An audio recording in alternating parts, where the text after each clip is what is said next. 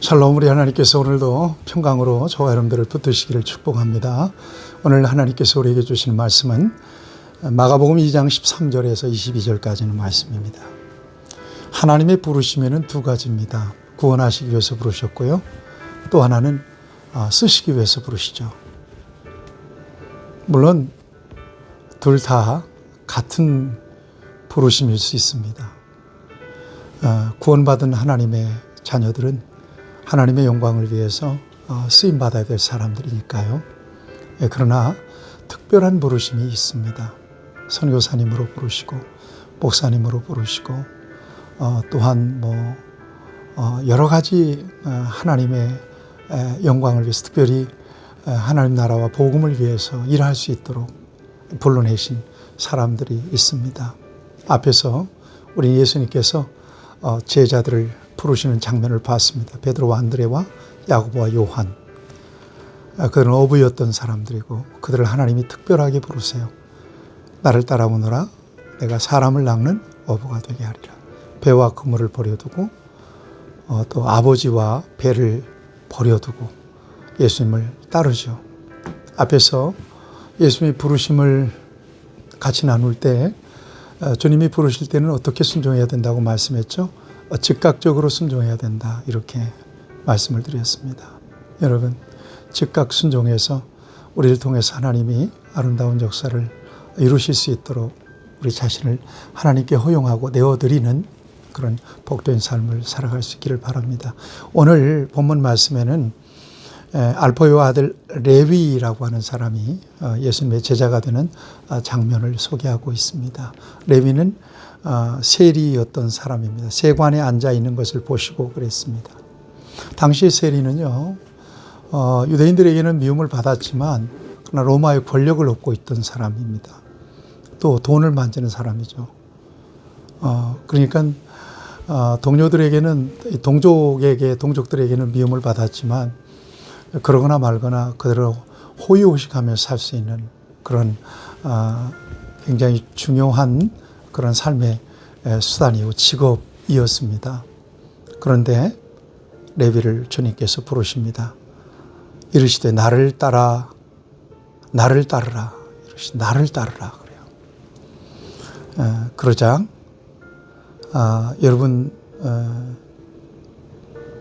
14절에 보면 하시니 일어나 따르니라. 즉시 또 순종합니다. 그리고 그의 집에 들어가셔서 함께 또 식사를 나눕니다. 그런데 여러분 16절을 보세요. 레위는 동족들에게 미움을 받았던 사람이다.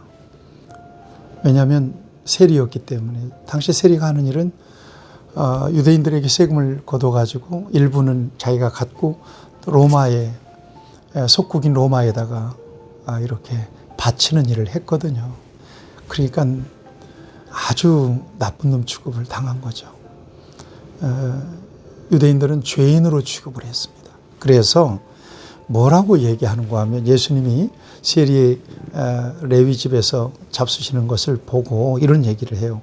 16절에 보면 바리새인의 서기관들이 예수께서 죄인 및 세리들과 함께 잡수시는 것을 보고 그의 제자들에게 이르되 어찌하여 세리 및 죄인들과 함께 먹는가? 제자들에게 얘기합니다. 예수님께서 세리와 죄인들과 함께 먹고 마시는 것을 보고 비판하는 겁니다. 제자들에게 어찌하여 너희 선생은 저렇게 죄인들과 함께 먹고 마시느냐? 또 예수님께서 그들의 소리를 들으십니다. 그리고 중요한 말씀을 주세요. 이것은 예수님께서 친히 밝힌 당신이 오신 목적이에요. 건강한 자에게는 의사가 쓸데없고 병든 자에게라야 쓸데있느니라. 나는 의인을 부르러 온 것이 아니요 죄인을 부르러 왔노라 하시니. 그렇죠. 병원에 왜 가요? 병들었기 때문에 가는 거예요. 건강한 사람이 병원에 갈 이유가 없죠. 예수님께 와서 구원을 받는 사람들은 다 죄인입니다. 세리, 그가 죄인이기 때문에 예수님께서 그의 집에 들어가서 함께 먹고 마셨던 것입니다. 구원하기 위해서 그러신 것입니다. 그래서 이렇게 말씀하시는 거죠. 나는 의인을 부르러 온 것이 아니라 죄인을 부르러 왔노라. 의인인 사람에게 예수님 필요 없죠. 그러나 이 세상에 의인이 어디 있어요? 의인은 없나니 하나도 없죠. 다 죄인이죠. 그러니까 예수님이 필요한 거예요. 죄인을 불러서 구원하시기 위해서 예수님이 땅에 오셨다. 이건 예수님께서 직접 밝히신 중요한 목적입니다. 여러분 18절 이하에 보면 또 이 금식에 대한 말씀이 나와요. 18절을 보니까 요한의 제자들과 바리새인들이 금식하고 있는지라 사람들이 예수께 와서 말하되 요한의 제자들과 바리새인의 제자들이 금식하는데 어찌 당신의 제자들은 금식하지 않습니까? 유대인들이 일주일에 3번씩 금식을 했단 말이에요. 그런데 제자들 금식하지 않았어요. 예수님께서 그들의 질문에 대답을 해요. 혼인집 비유를 통해서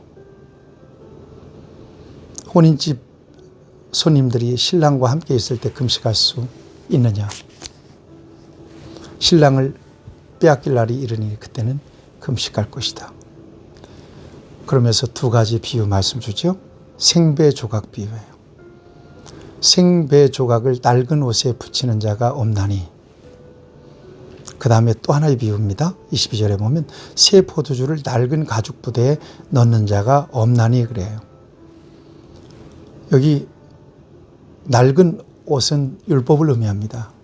낡은 가죽 부대는 또 역시 마찬가지 율법을 의미합니다. 새 생배 조각과 새 포도주, 새 부대, 이것은 복음을 의미하죠. 둘 다 양립할 수가 없다는 사실을 이렇게 말씀하시고 가르치신 것입니다. 그렇죠. 율법은 필요 없는 게 아니죠. 율법을 통해서 죄를 알게 되고요. 우리가 죄의 저주 아래에 있다는 사실을 깨닫게 되고요. 율법의 정죄에서 구원받을 수 있는 유일한 길이 바로 복음에 있다는 사실을 알고 또 믿게 된 거 아니겠습니까? 이제 예수 그리스도께서 이 땅에 오심으로써 복음의 시대가 된 거죠. 율법과 복음이 양립할 수는 없습니다. 이걸 말씀하고 있는 것입니다. 여러분, 신앙은 끊임없이 개혁돼야 한다고 생각합니다. 개혁이라고 하는 말이 리폼입니다. 옷을 갈아입는 것입니다. 그렇다고 몸이 바뀌는 것은 아닙니다. 복음의 본질은 안 바뀝니다. 그러나 시대에 따라서 그 시대에 맞는 옷을 갈아입고 복음을 증거하고 복음의 삶을 사는 것은 너무나도 중요하죠. 1517년 마틴 루터가 위텐베르그 성당에 95개 조항의 항의문을 걸고 종교 개혁을 일으켰습니다. 그래서 개혁교회, 리폼드 처치가 생기게 된 것입니다. 오늘 우리 개신교는 개혁교회입니다.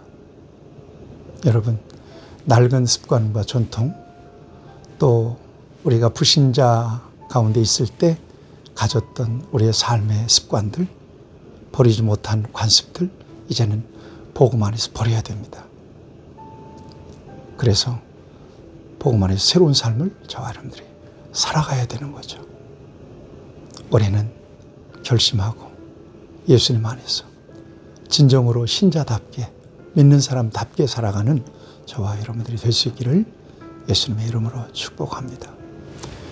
은혜로우신 아버지 하나님, 오늘도 귀한 말씀을 통해서 우리에게 필요한 은혜를 주신 것을 감사합니다. 하나님 아버지, 즉각적으로 순종할 수 있도록 부르실 때마다 응답하는 우리 모두가 되길 원하고, 낡은 신앙의 전통을 버리고 오직 복음 안에서 진실로 믿는 자로 하나님 앞에 설 수 있는 우리 모두가 될 수 있도록 하나님 성령으로 우리를 인도하여 주옵소서. 예수님의 이름으로 기도하옵나이다. 아멘. 여러분 승리하시기를 축복합니다.